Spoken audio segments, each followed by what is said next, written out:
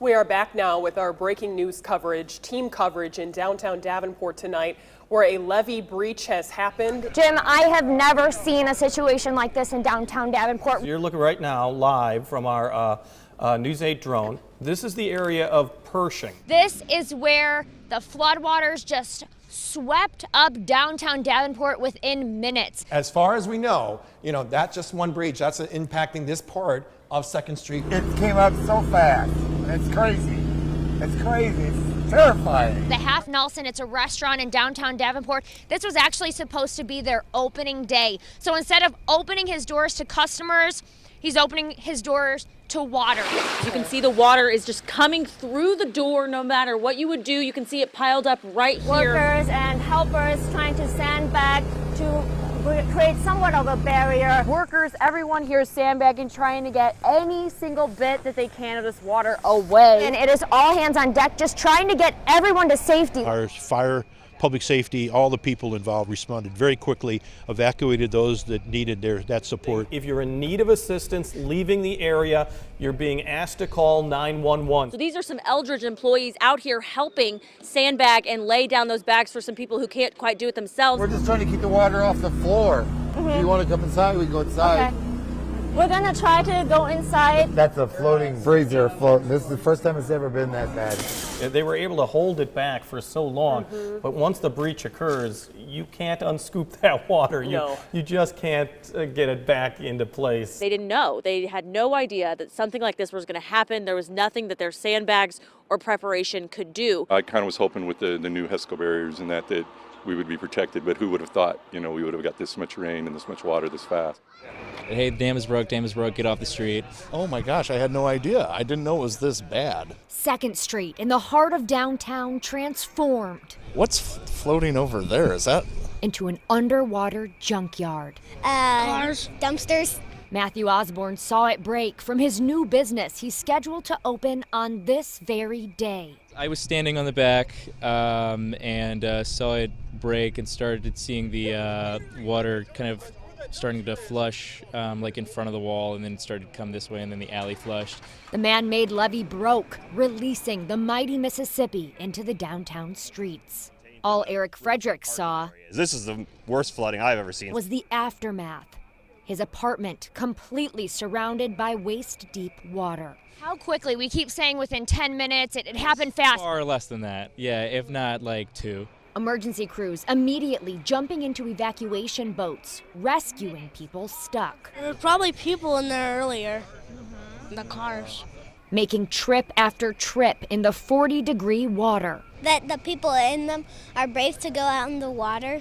They're most concerned about our safety. And once everyone was safe on dry land, evacuation crews went back out, taking the stranded home to gather their belongings. These are some things for the next couple of days since I won't be able to be staying at home, obviously. Picking up the floating pieces, not knowing what Mother Nature will throw at them next.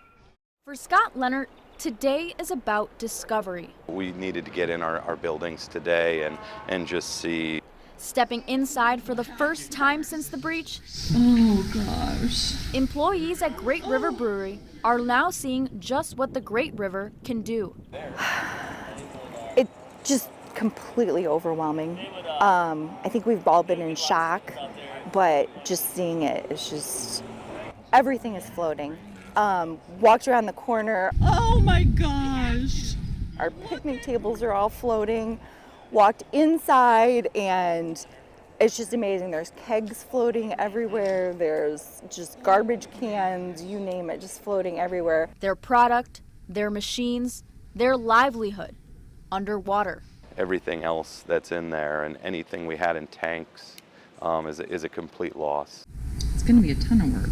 Crushing Scott's heart and soul, making him take things a day at a time.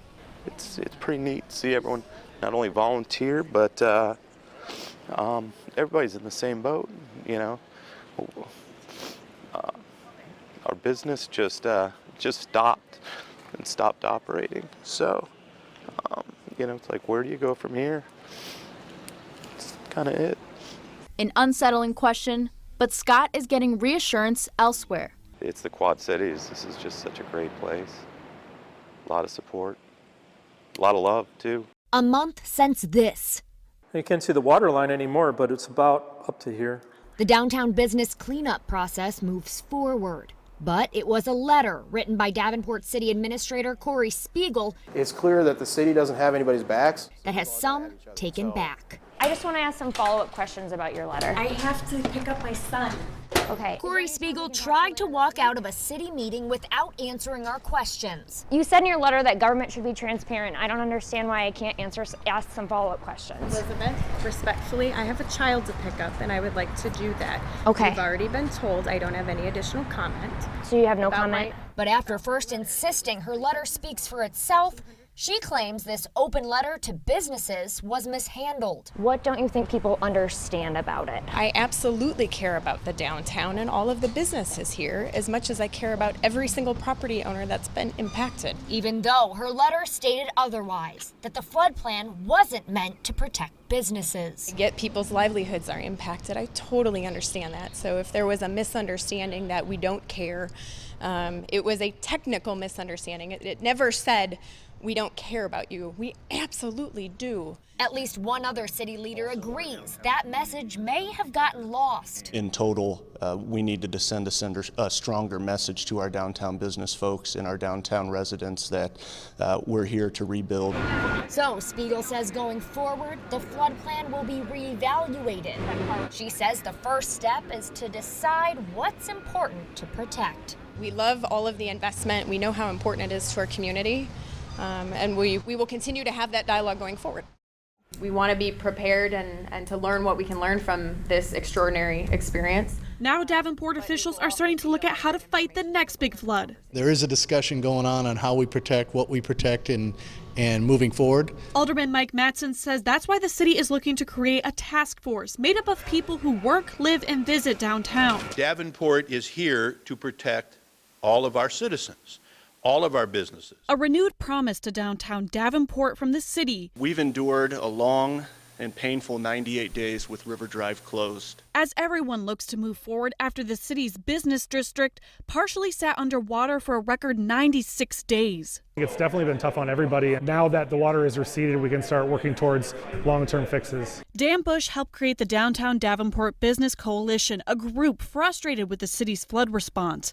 In a letter, Bush and others in the coalition called for city action on 4 topics, including more transparency, a quicker, consistent plan for rebuilding, written assurance about the flood protection in the future, and a seat on the mayor's soon-to-be-created flood task force. We addressed each one in great detail, and I think a couple of them were solved, and a couple are going to be more long-term plans that we need to put together. But perhaps most important was the call for cooperation between the city and its citizens. I think everybody was working on what they thought was their most important task at hand, and we forgot along the way to connect with each other. We all want the same thing, and that is protection, that is a plan going forward, and that is confidence that you can continue to invest here. The downtown businesses will have a voice on future flood plans. A lot of them just want a chance to be heard, and everybody's welcome to come in and share their experiences, or if they have ideas.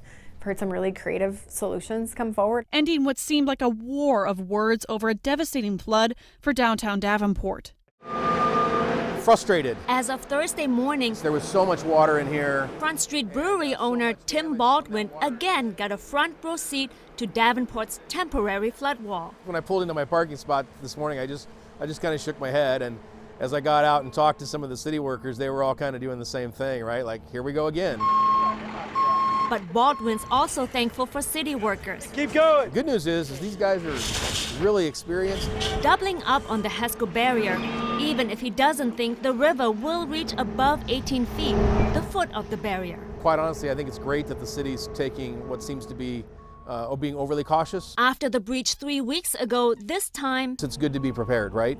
Because maybe they weren't so prepared last time. They're pulling something like 60 gallons a day of water out through the dehumidifiers. Inside the brewery, the only liquid still flowing is that flood water. This has freshly been put in place, but it's already started to accumulate some water. Trapped in the air and the wooden structures. Baldwin says as long as the barriers keep any moisture out, he can go back to fixing up his business.